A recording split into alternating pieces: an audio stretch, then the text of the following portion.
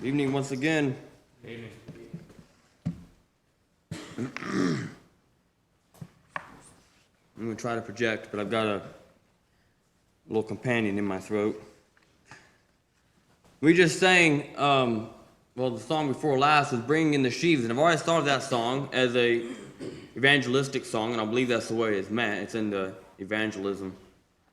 But it kind of goes along with what I have to say today as far as when you go forth sowing, you're going to have some sheaves.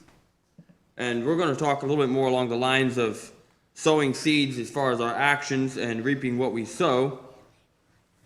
But you don't need to open your Bibles yet. I think almost all of you probably know this verse in Hebrews 11:6. But without faith, it is impossible to please him. But he that cometh to God must believe that he is, that he exists. You have to believe that he exists. And that he is a rewarder. I could make a really pleasant sounding little message about saying that we have this faith that's pleasing to God because we believe that he is, and he's a rewarder. And, I think that's where a lot of people, I think, are at. Someone want to finish that verse for me? Then the diligently seek him. Let's say the whole thing together. But without faith, it is impossible to please him. For he that cometh to God must believe that he is, and that he is a rewarder of them that diligently seek him. It's hard to stay together, but you did good. Them that diligently seek him. So that goes back to me whenever it talks about faith. I think it's easy, at least oftentimes when I've heard of faith, different places, I think we have it pretty well understood here, but it still might seep in the idea that faith is believing that God's going to do something for me, instead of realizing that when I believe God's going to do something for me, when I believe that his promises are real, that comes back on me and what I'm doing today. Right. Verse 13 of this same chapter, Hebrews 11, says, these all died in faith. So it says he's a rewarder when? I mean, there might be built-in blessings in living for the Lord today, but he's a rewarder when? In the future. These all died in faith, not having received the promises, having seen them afar off, and were persuaded of them, and embraced them, and confessed that they were strangers and pilgrims on the earth. So they believed that God existed. They believed that he is a rewarder. That's true. And if you could logically move on from that, you wouldn't even need the rest of the verse. He's a rewarder, of them that diligently seek him. If you believe that he keeps his promises, it's going to work out in your life. In verse 4 of the same chapter, I'm just going to cover a couple examples. We're not going to go over all of them. Just briefly, verse 4 says, Abel offered. It's talking about him offering the proper sacrifice to God. I never was amazing at diagramming in school, but I learned enough to know that Abel is a noun and offered is a verb. It was action. He didn't just say, I believe that God's going to accept whatever, that he's going to be a rewarder. Abel offered. Verse 7, Noah moved. Another action. He moved with fear and prepared an ark to the saving of his house. Verse 8, Abraham obeyed. It says a lot about Abraham in Hebrews 11. We're not going to go into all of that. But Abraham obeyed. And it happened a day at a time. There was a day when God told Abraham to leave his people and go where he didn't know where he was going, it says. And he went out and he dwelt in tents, but he obeyed. Later, God had a bigger assignment, and he obeyed that day. Later, he had another assignment, and he obeyed that time. He couldn't obey all those future assignments until they were given to him. Moses, later in the chapter, he refused, and he forsook. He refused to be called the son of Pharaoh's daughter, and he forsook Egypt with all its pleasures. We also see another example in Genesis 25, 29. And like I said, I'm not going to be reading huge passages. You can turn there if you want, but just don't distract yourself. Genesis 25, 29. And Jacob sawed pottage, and Esau came from the field, and he was faint. And Jacob said, "Sell me this day thy birthright." We're going to be focusing on what faith does, and also a time frame, when it does it. If I believe that God's going to do something in the future, we saw that, or maybe I hadn't covered that yet, but we saw that God's rewarder, that's in the future, because they died in faith, not having seen the promises, or not having received them, but having seen them afar off. The reward is in the future. But God is the rewarder of them that diligently seek him when? In the future? No. You're never going to seek the Lord in the future. You're only going to be able to seek him in the day that you're living. You can't seek him in the past. You can't seek him in the future. You can seek him today. Genesis 25, 29, Jacob sawed pottage, and Jacob said, "Sell me this day thy birthright." And Esau said, "Behold, I'm at the point to die, and what profit shall this birthright do me?" He wasn't looking at the future and how it affected today. There's a proper and an improper use of paying attention to the future as well as the past. We're going to cover that a little bit. Jesus said, "Take no thought for the morrow," but he wasn't meaning that we shouldn't look to the future, make a plan, and live it out today in the sense that we're going to be talking about tonight. That's what we're going to be focusing on. Esau was just focused on the moment, how it affected him at the moment. And Jacob said, "Swear to me this day," and he swore unto him and sold his birthright unto Jacob. And Jacob gave Esau bread and pottage of lentils, and he did eat and drink, and rose up and went his way. Thus Esau despised his birthright. He sacrificed the future for the moment. Those people in Hebrews 11, you could say they sacrificed the moment, more or less the pleasures of the moment. They lived the moment in light of the future. Jacob was doing that. He was willing to get rid of some of this food. He knew that birthright was worth a lot more.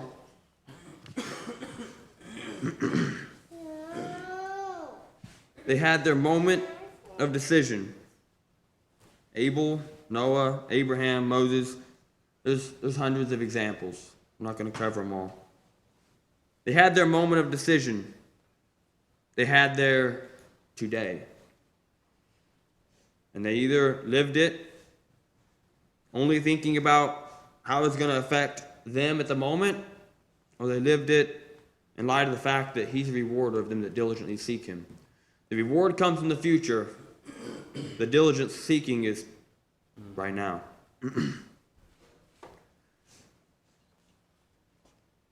As I said earlier, we often think of faith as believing that God is going to do something for me. I'm waiting on God, so I have faith in God. I have faith that he's going to do something. I think sadly, at least in my own life, oftentimes God is waiting on me. And when I think I'm waiting on him to do something in the future, he's waiting on me to do something today. Rather, instead of believing that your faith is just simply waiting on God, though it does have that aspect, but that's not what we're necessarily focusing on this evening. We should focus on the fact that faith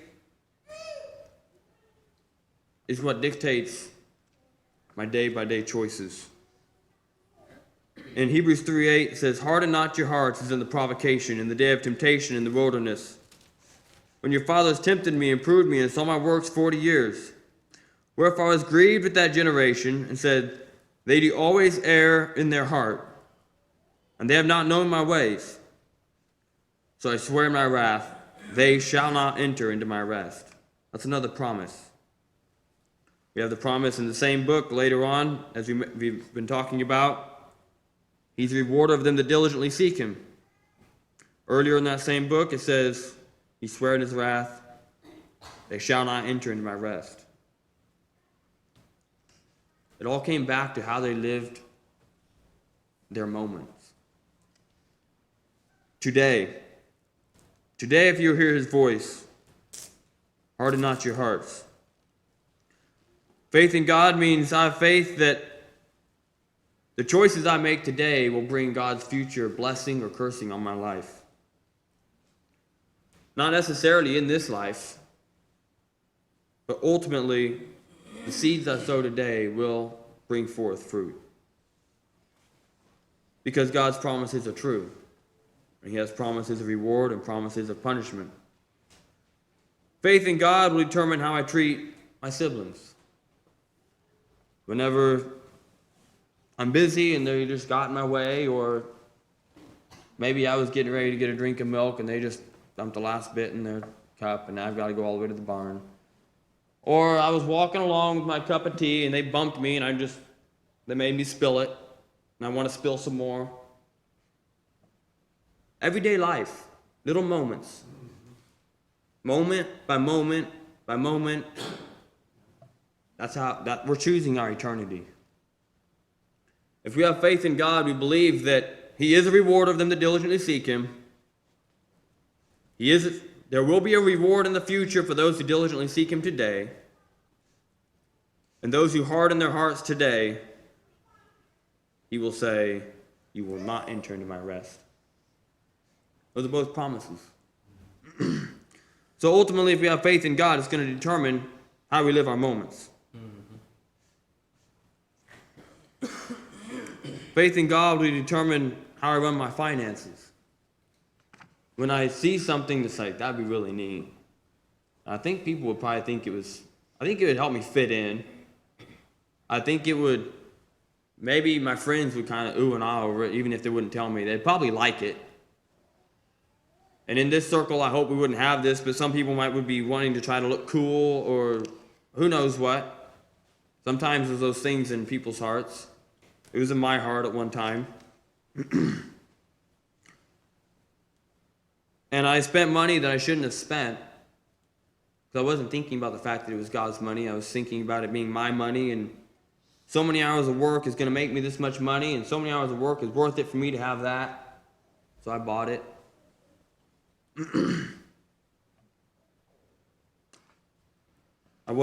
That's not living by faith. That's a moment where I knew what was right. I knew what I wanted. Back to the old want to, should do, want to, should do. And you have a choice. Faith in God will dictate how I treat the person that maybe our personalities clash. Maybe there's nothing wrong with them. Maybe they don't try to. Maybe we just have a way of it. They're just like the sandpaper in my life, you know. They're there to polish me, and if either they're gonna rough me up or they're gonna polish me, and it's up to me. Sometimes there's those people, and it might not be their fault. It might not be your fault necessarily. It's a choice. It's how you respond to it. Maybe it's not intentional on either side. But some people get along better than others. Faith in God will show in how much I'm willing to stretch myself for his cause. I could be saying, I was trying to decide whether I should be asking these or saying these statements as faith in God will dictate this and faith in God will determine this, or whether I should say my eternity is determined by this, and my eternity is determined by this, by how I treat the person next to me, by how I treat my siblings, by how I live this moment, by how I act when I never get bumped and spill my tea. It's all the same thing. I'm choosing my own eternity. And the reason I mention that is because some of the time that I was trying to prepare for this, I was preparing because in a way that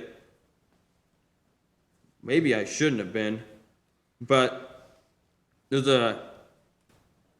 my mind tends to think more in the realm of rhyme and rhythm. And there was a song I was working on, and I thought I could try to get it finished up in time for this, and it could go along and be a companion. And it's about us choosing our eternity in the moments. And there was no way I was going to get it finished properly. And so I just have somewhat of the poem that I might end with. But faith in God and me choosing my eternity is really along the same lines. But faith in God will show in how much I'm willing to be stretched for the cause. And that can be in so many different realms. That goes right back to being to the person who challenges you, to the circumstances that challenge you. Though I'm not a parent, I know that young parents and older parents and middle-aged parents and whatever, sometimes the children are a challenge, sometimes their own relationships between each other can be challenging. Circumstances in life, taking care of the child when you're low on sleep and they just seem to have some kind of problem you don't know how to fix. Recently, I haven't had it bad. I'm not complaining, but recently there's been some puppies in my room, and I've been getting a little bit of experience, but they're just puppies, and they're not mine, and so the tolerance level is a little bit lower, and thankfully the care has been lower too. But yeah, we'll save that for another time. Faith in God means that I focus on what's in front of me. I don't focus on my past. Well, I've already blown it. I don't think I can be as good as so-and-so. I think I've already messed up. I think I've gone too far. I'm just going to curl up. Faith in God means I don't look at the future and say, there's no way I can go that far. I don't know how long we end up living, but there's no way I could live to be 80 and serve the Lord all that time. Faith in God focuses on what's in front of me, focuses on today. Not worrying about the future, not weighed down by the past.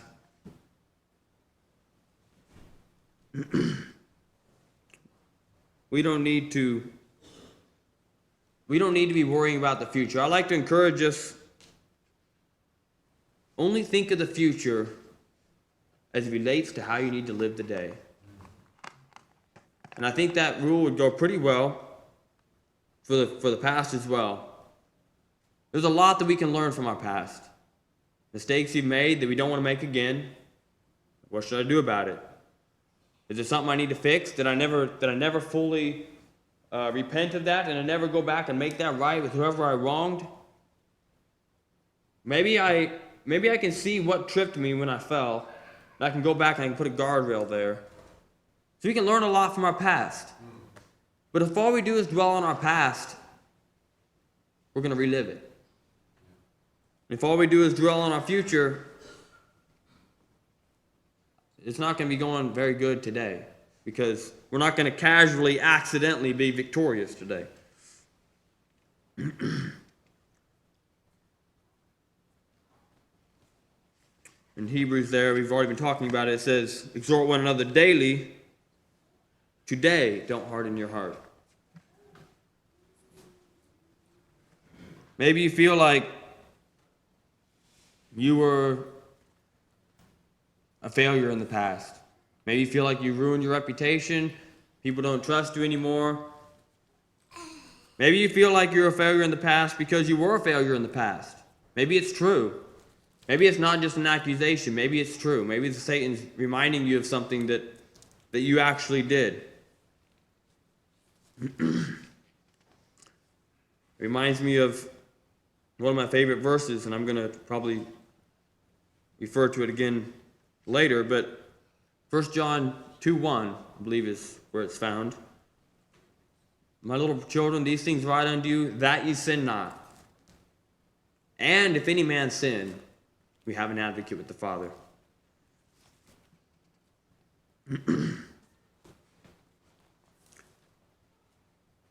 So focus on today. What should I do different from my past? There's some things I want to do different than my past. There's some things I want to do different now than what I've done in the past. What habits should I start building today? I can't start building habits tomorrow. I can't start building habits yesterday. But I can start building habits today so that my future doesn't mirror my past. We've probably all heard the definition of insanity is doing the same thing over and over again, expecting different results.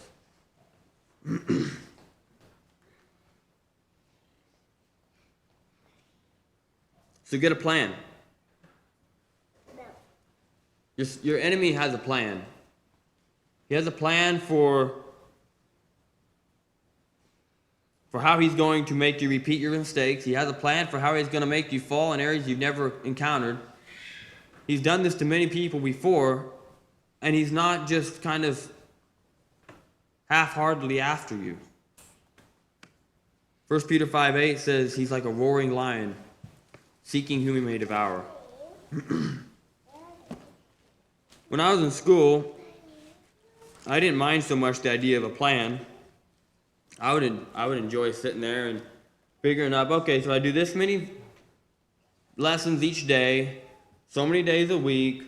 I'll be done with my math on whenever it was, April 1st or whatever. It changed throughout the years, sadly. I'll be done with my school at this certain date. And I didn't mind sitting there and figuring that out. That was a whole lot funner than doing school.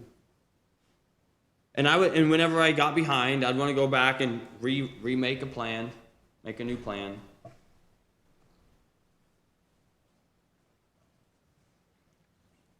So it's good to make a plan, but really it's only going to do us any good if we're focusing on today's part of that plan.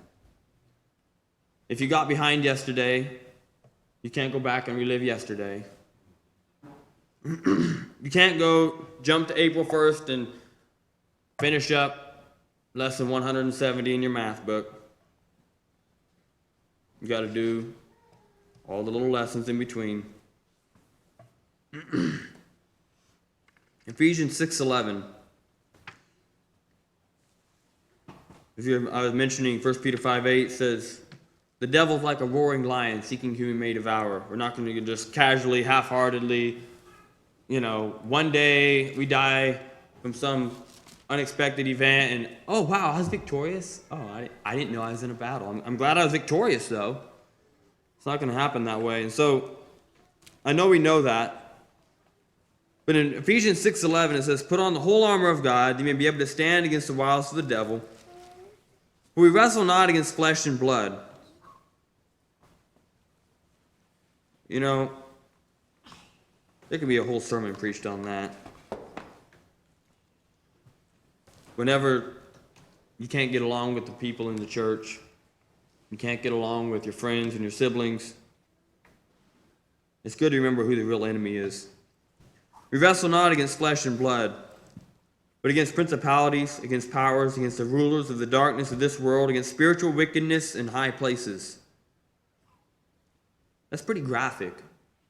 To think that I'm wrestling against spiritual wickedness in high places, against the rulers of the darkness of this world.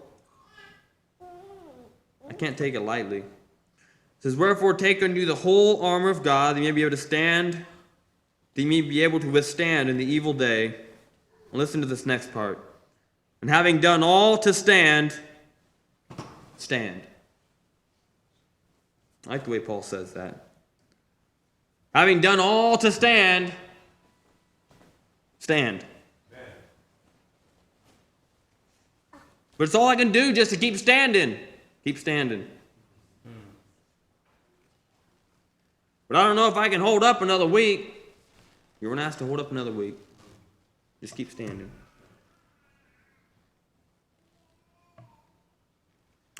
You haven't been asked to bear tomorrow's burdens. You haven't been asked to change your past. All you can choose is what seeds you sow today. And those seeds will bear fruit. The seeds you sowed yesterday will also bear fruit. So if there's some seeds that you've sowed yesterday that you don't really want the fruits from, if all you sowed yesterday was thistle, you better start sowing something better or you're going to starve this winter. But this is much more important than that. If you sowed seeds in your past that you don't want to see the fruit from, your only option now is to start sowing something better. This last spring, how many had faith that God would send enough sunshine and rain to make a garden grow? There's a few people raising their hands. A lot of people are just nodding their heads. How do we know that? I might have had the faith, but I didn't plant any seeds because I wasn't the one planting the garden. But in our life, in our spiritual life, we all have a garden. And we're all planting seeds, whether we like it or not. It's just what seeds we plant. But you show what you believe in by what you do. Excuse me, by what you do. What seeds did you plant? Did you think that had any effect on what you're going to be eating in a few months? I'm sure there's some seeds that are cheaper than others.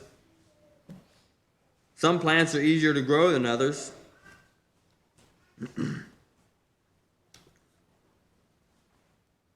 So summing it up, faith in God is not just me believing God's going to do something for me. Faith in God means His promises are real. And if I believe His promises are real, that's going to choose the way I live today. And I can't get bogged down by dragging along my past. I can't get overwhelmed by trying to push along my future. All I can live is today. I can choose what habits I begin today, what choices I make today. In Jesus' prayer in Matthew 6, verse 11, He says, "Give us this day our daily bread." And I know that was an example for us, but He was a man too. I don't think He claimed to have strength for the next week. I don't think Jesus claimed to have strength for the next 3 days, as far as spiritually. He was asking for His daily bread. Right.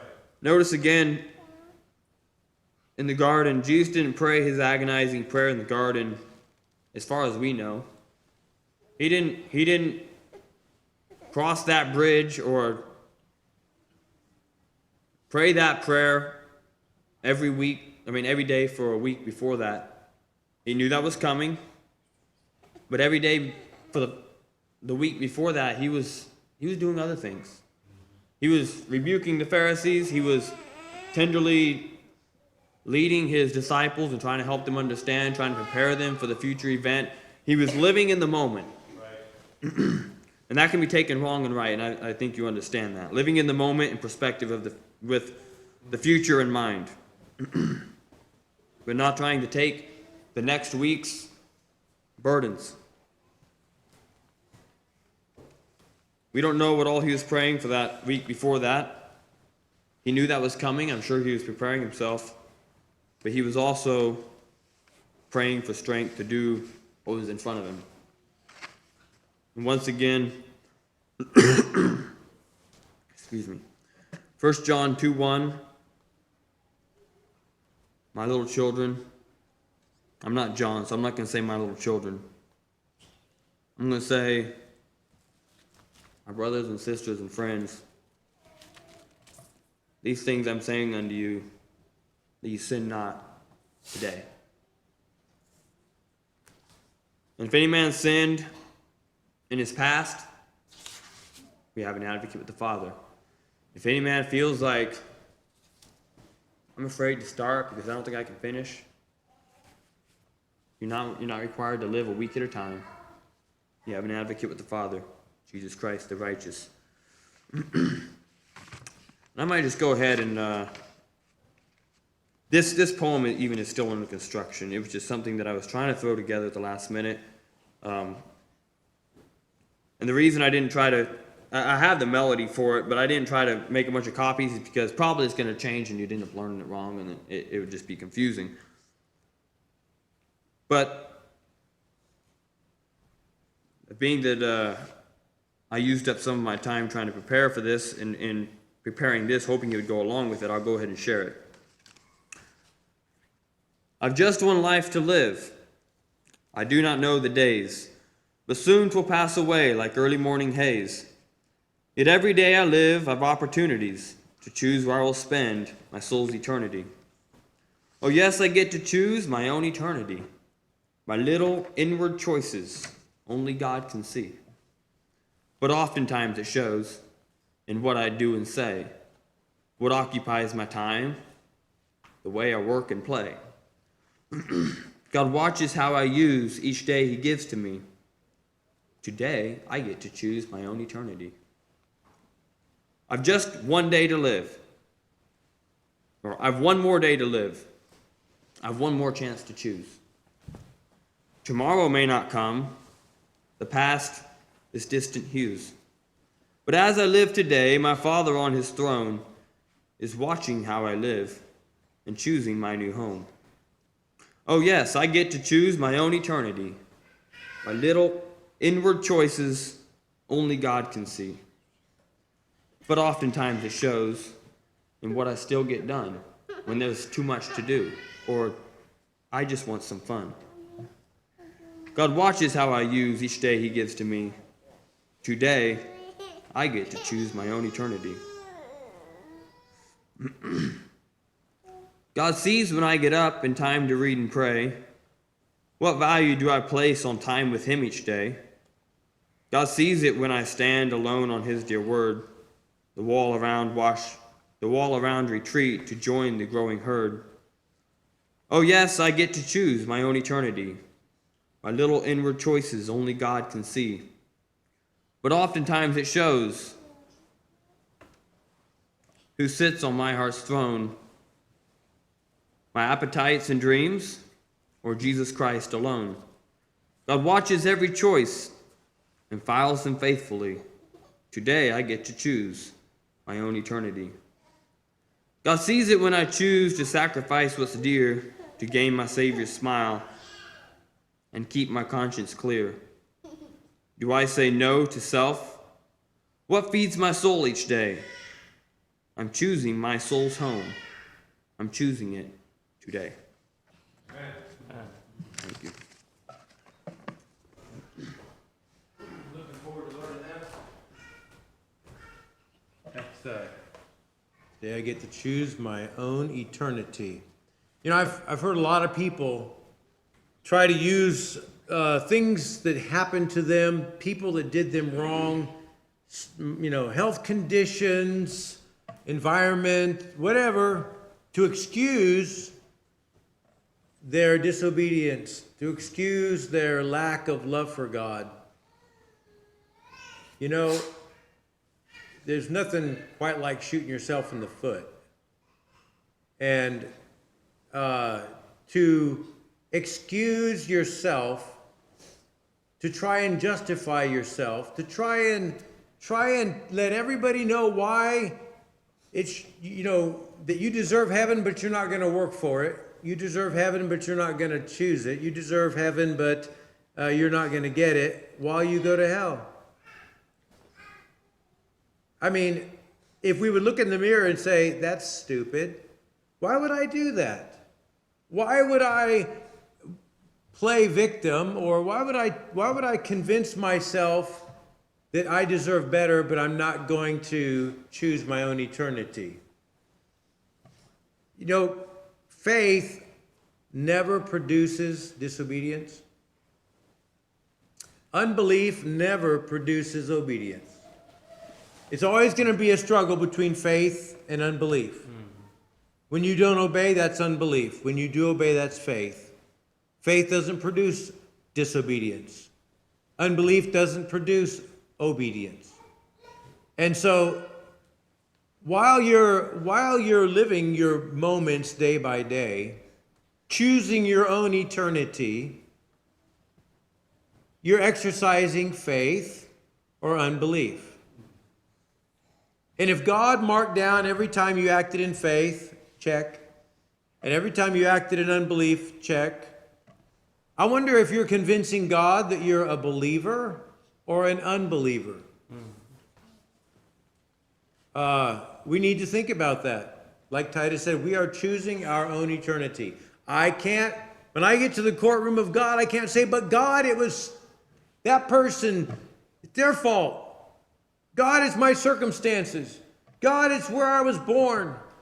God, it's the country I grew up in.